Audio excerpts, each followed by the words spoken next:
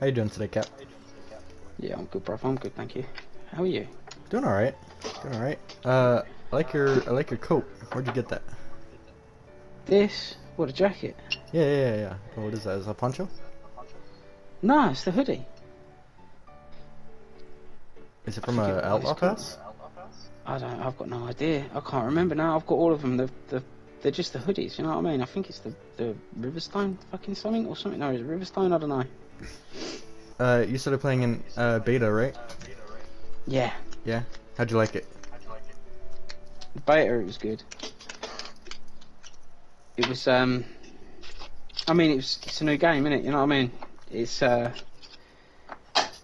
was a lot more fun than it is now. Because obviously it's, you know, it's new. Do you prefer Red Dead now or how it was in the beta? I prefer it as a midpoint, before they nerf Slippery. I think, I can't remember exactly when Defensive came out, because I'm high as well.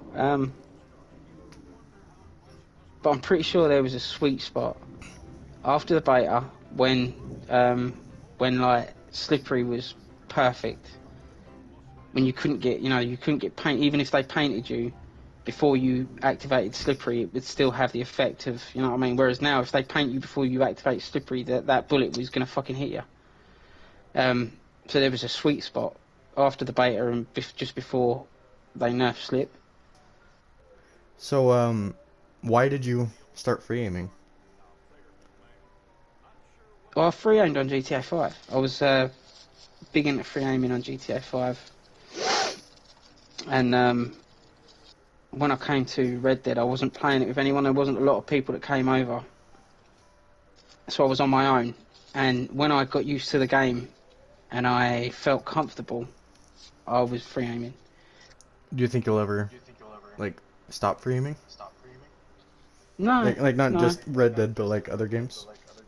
No, it's fucking, like, the thing is, because I came from PC, like, playing Rust and things like that, you don't get fucking aim assist, you don't get lock on, you know what I mean? And if you do, you're using, it's called aimbotting.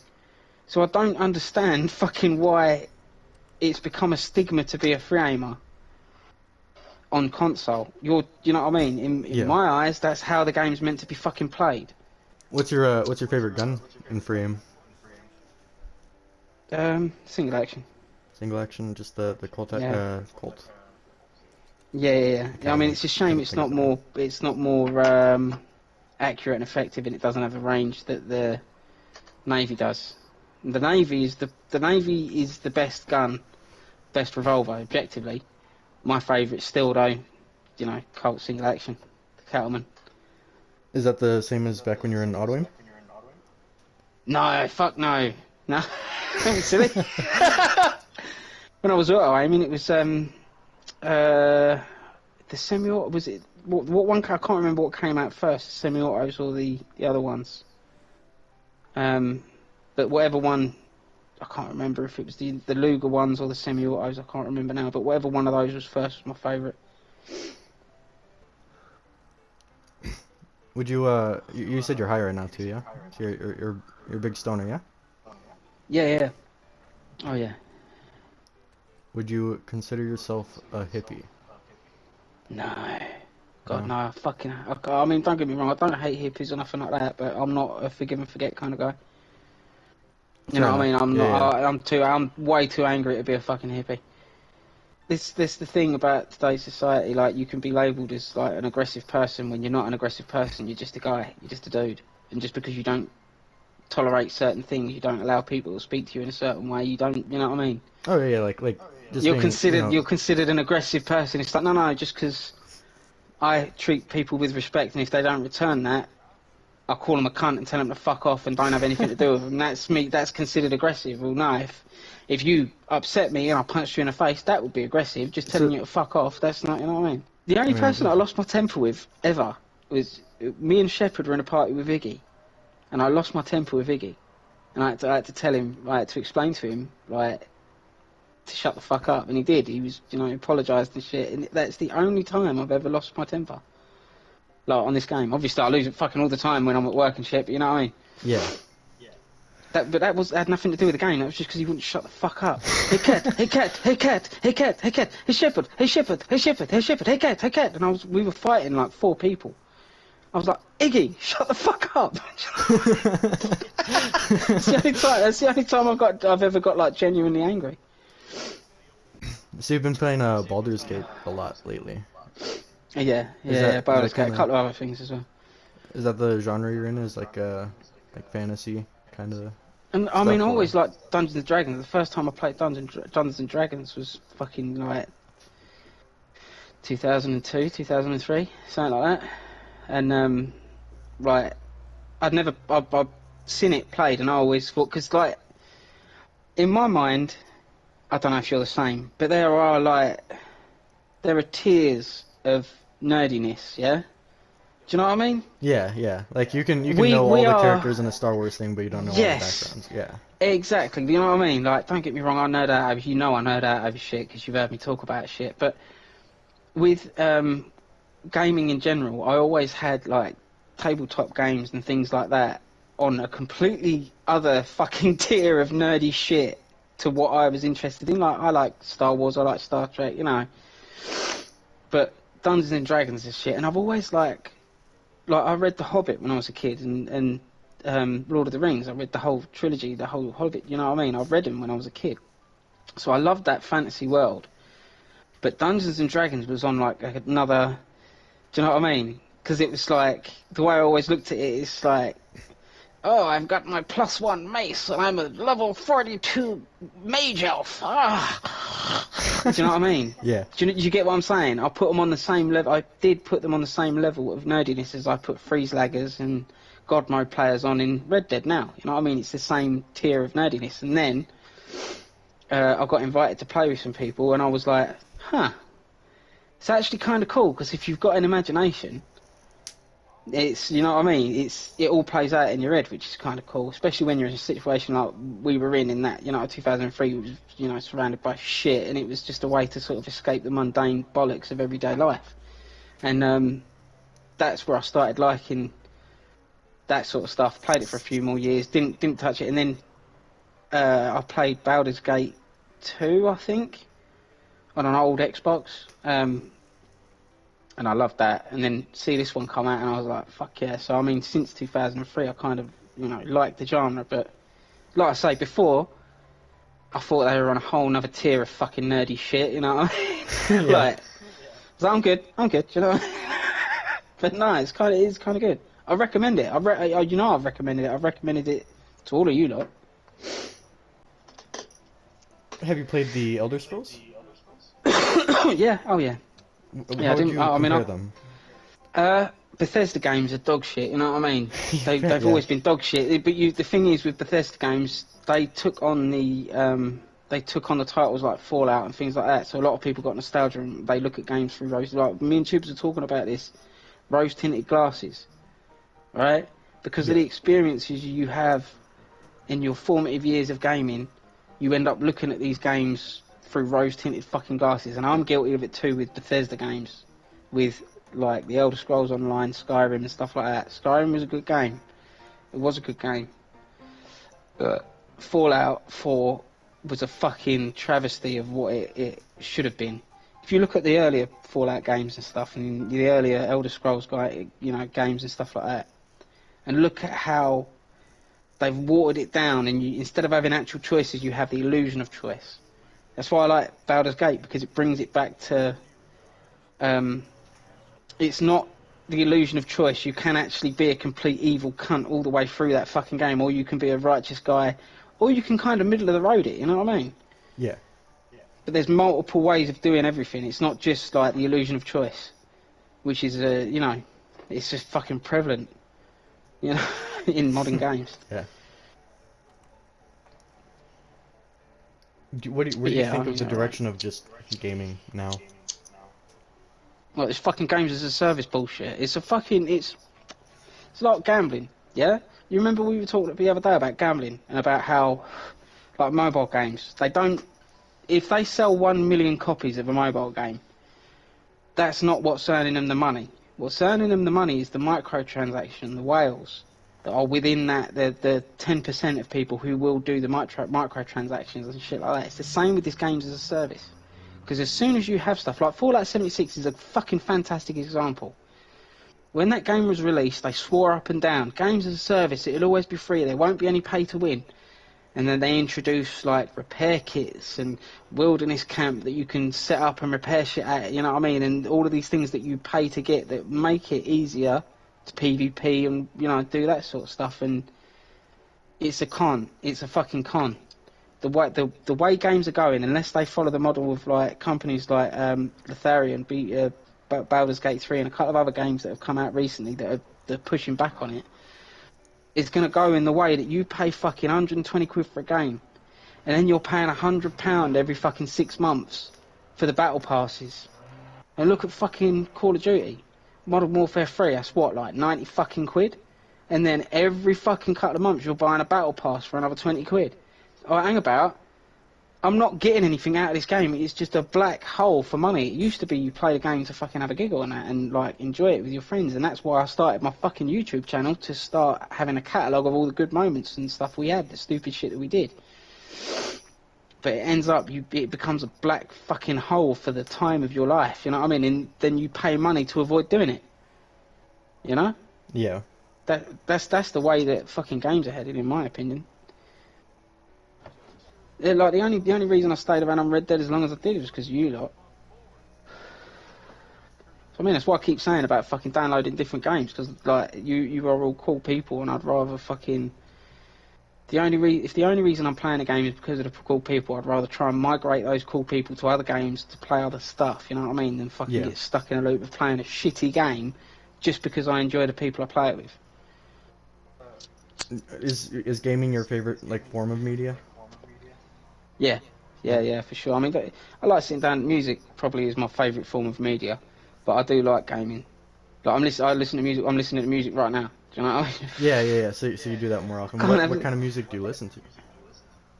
But everything and anything. Like, there's no one genre of music that I like. I like everything and anything, mate. There's stuff.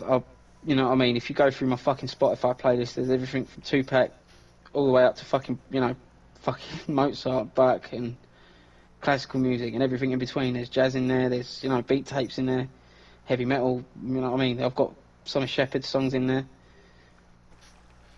So, what do you do for work? Oh, welder and a fabricator. You like it? Yeah. I mean, it's good. It's good money. I mean, it's the fucking, what it's done to my body over the last 25 years is not great, but do you know? Do you know what I mean? Like the tinnitus, the fucking, like I say, I have problems with my fingers because holding vibrating tools and, you know what I mean, welding and shit without gloves. But would you say it's worth it though? For being able to, like, and I know it sounds kind of stupid, but in the event of a zombie apocalypse, mate, I'm telling you, I'll be set. In the event that the world ends, I'm good. I can build pretty much whatever I fucking need to. So, being a welder, is metalwork kind of a hobby for you now, or has it always been, or is it not? Yeah, I love doing metalworking. I love, you know what I mean? I make a lot of stuff just that I need. Half the stuff in my tool bag that I use is stuff that I've had to make. But yeah, I make props for videos. I make, you know, anything, everything and anything. You know what I mean? If I need to make it, I can make it. That's what I was talking about earlier, about being like kind of self-reliant. Is it something that you've had to work really hard at, or do you kind of have a natural talent for it? I don't know, a lot of stuff, apart from maths and things like that. If it's mathematically, like, you know, algebra, things like that, don't get me wrong, I can work out dimensions and all that stuff, but, you know, maths I'm not good at. Pretty much everything else, if it's to do with, like, actually working with things with your hands, I can do it, you know what I mean? I can pick it up pretty quickly. Same with, like, gaming and stuff, same with games, you know what I mean? Some things just you pick up easier than others, I think. You feel like you can pick, like, most things up pretty quickly? Yeah, most things. Is there anything you've been wanting to try, like, just to kind of say that you did? Yeah, horse riding a horse, 100%. Always wanted to ride a horse. There's places to ride horses in England, yeah? Oh yeah. I've just like I say, it's just not. I've been out with birds who've got horses and stuff like that, but I was always too busy when, you know what I mean. It was, you know. And the other, I went out with this one girl. She had like 4 fucking horses, and I always fucking, for some reason, that's the fucking weird thing about me. If I like, you know, fucking, if I need to ask someone something, I'm not, you know, I'll go and ask them. If I need to tell someone something, I'll fucking tell him. If I don't like you, you will know that I don't fucking like you. But trying to ask this girl if she would teach me how to ride a horse, I don't know what it was. We, like, you know what I mean? I've been in a relationship with her for like 6 months, and I just fucking pussied out every time, and I really badly wanted to fucking ride one of her horses. And, you know what I mean? I broke up with her before it fucking ever happened, but always wanted to do it, man, and I've just never fucking had the opportunity. I should just go and fucking book a horse riding lesson. Is there any advice you'd have given to your younger self? Yeah, buy Tesla stock. Buy Tesla stock, buy Google stock, buy fucking Amazon stock. You mean like if I could go back and speak to my younger self? Yeah. I would say, don't ever work for anyone else. Don't join the army, and for fuck's sake, don't become a welder. Go and work in an office, get like thousands of pounds, and then go and buy a country estate, and then learn when you're in your 30s. Then learn how to fucking do everything. Don't learn how to do everything until you're fucking 30, and then, like, you know what I mean. Get to the point where you're 40 years old and looking after your mum. You know what I mean?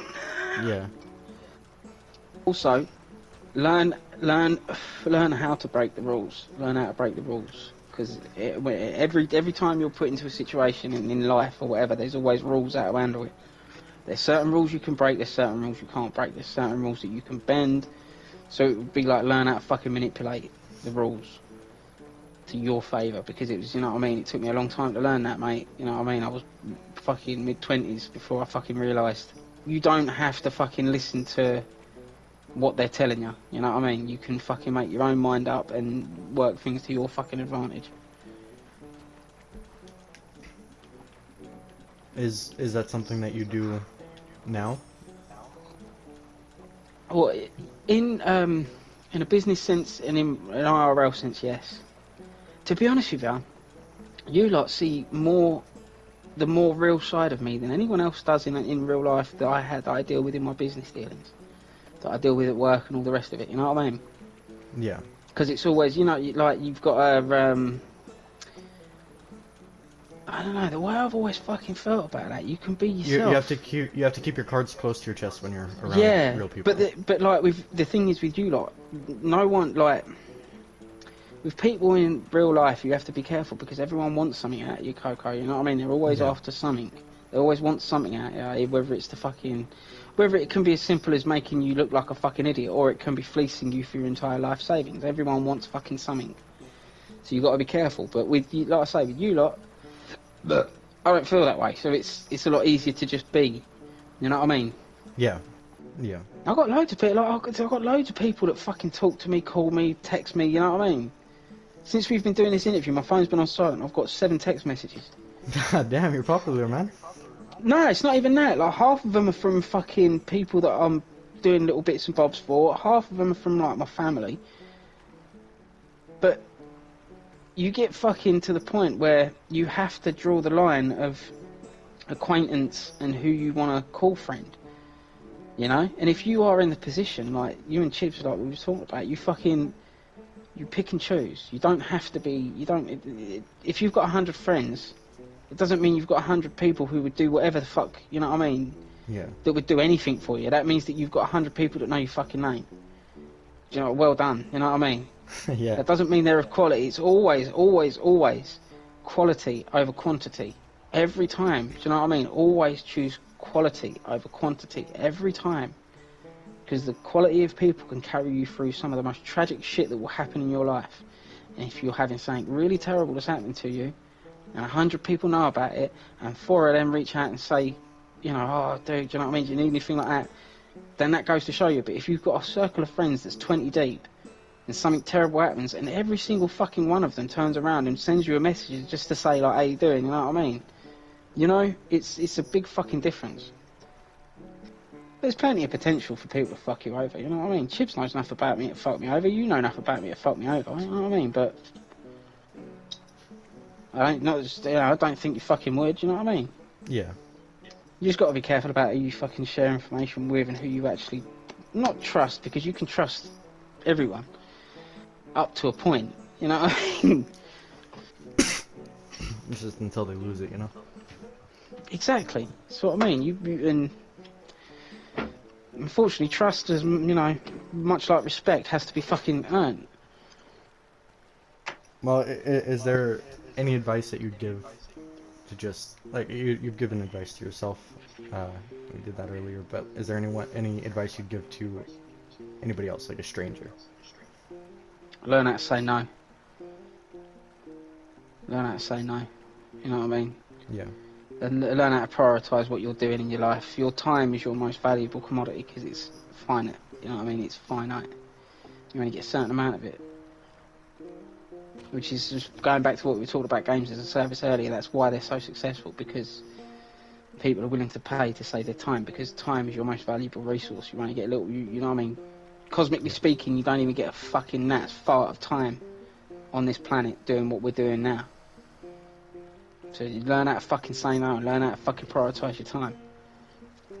Is there anything you'd like to say, add, or ask before we end this? Suck dick, fuck yeah! Nah, I'm good. Nah. Fuck bitches get paid.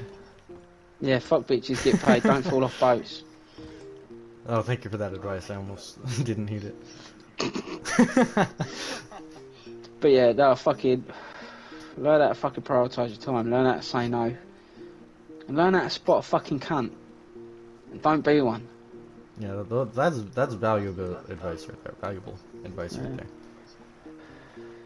Yeah, just basically, one thing that will hold you over for your whole fucking life is that, don't be a cunt. You think less people would be if less people were? You know, like if people weren't. Yeah, well, like response. it's like a knee-jerk response, though, isn't it? Yeah, it is. It's exactly like, that. It's like a knee-jerk response. Less to start with. 100%. 100%. I mean, most of it is a fucking knee-jerk reaction. If you never learn how to fucking deal with cunts in the first place, your first reaction to someone talking to you like you're some sort of fucking slag is to return the favour. Yeah. Do you know what I mean? But yeah. Alright, well, it was good talking to you, you know. Yeah, man. Always, bro. Always. Hopefully we don't sink.